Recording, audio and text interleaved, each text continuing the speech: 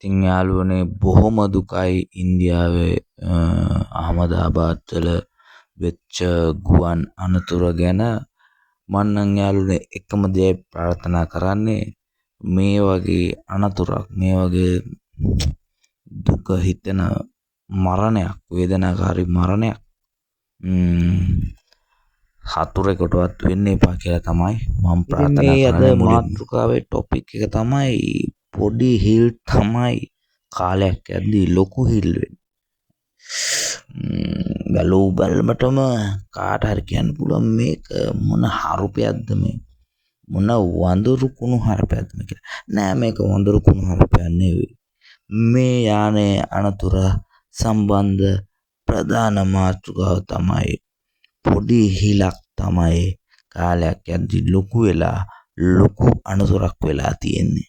බැලුව බැලමට අර එක ගිය මගික් දාලා තියෙන වීඩියෝ කුණත් පේන්න තියෙන එකම දේ තමයි මේ යානයේ ඉලෙක්ට්‍රික් සිස්ටම් එකේ, කියන්නේ විදුලි බල පද්ධතියේ අවුලක් තිබිලා කියලා. බැලුව බලමට වෙන ස්ක්‍රීන් ටච් වෙන්නේ නැහැ, AC නැහැ, එතකොට ලයිට්ස් වැඩ කරන්නේ නැහැ.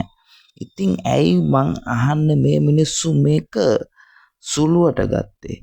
ඔච්චර දෙයක් වෙලා මිනිස්සුන්ගේ ජීවිතයයි 2.50 කුණු බක්කෙට දැන්. ඉතින් පොඩි හිලක් වහන්න තිබ්බ chance එක ලොකු හිලක් මොයලා මොනවත් කර ගියා ගන්න දෙයක් නැතුව අර අහිංසක මිනිස්සු 220 ගානකුයි තව කොහොමටවත් කියන්න බැරි අර වෛද්‍ය නේවාසික අගාරේ හිටපු කට්ටියකුයි මේකෙන් මැරුණා.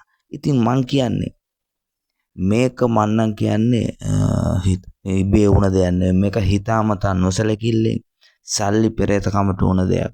ඉන්දියාවේ ඉන්දියන් එයාලයින් කියන සමාගම මේ සිද්ධියට තනිකර වගකීම ගන්න ඕනේ. ඒ අතින් බලද්දී යාළුවනේ අපේ ශ්‍රී ලංකන් එයාලයින් කොච්චර හොඳද කියලා හිතනවා.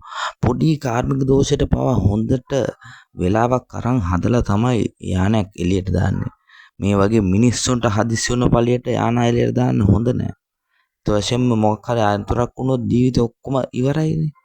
ඉතින් මේ වගේ මේ 2.50 කිසිම මිනිස්සුන්ගේ ජීවිත තකන්න නැති මේ වගේ ගුවන් සේවාවන් වලට නඩු ක්‍රියාමාර්ග ගන්න ඇත්තටම ඉන්දියානු ජාතිකයන් මීට වැඩිය කොන්ද පණ තියෙන්න ඕනේ. ඉතින් අපිට කරන්න දෙයක් නැහැ. ඉන්දියානු ජාතිකින්ගේ මීට වැඩිය මේ බෑක්බෝන් එකක් තියෙන්න ඕන කියලා කියන ගමන් මට කියන්න තියෙන එකම දෙයයි, ඔයාලත් මේ ෆ්ලයි කරනවා නම් එහාට මෙහාට යනවා නම් රටවල් වලට ප්ලේන් වල මේ වගේ 2.50 මොකද්ද හිඟන එයාලයින් තෝරගන්න එපා. කීයේ ගියත් කමන්නේ සේෆ්ටි ගැන හිතලා බලලා හොඳ රේටින්ග්ස් වල තියෙන, ලෝකේ හොඳ රේටින්ග්ස් වල තියෙන එයාලයින් එකක් තෝරගෙන යන්න. ඔයාලට ජයෙන් ජයෙන් වේවා.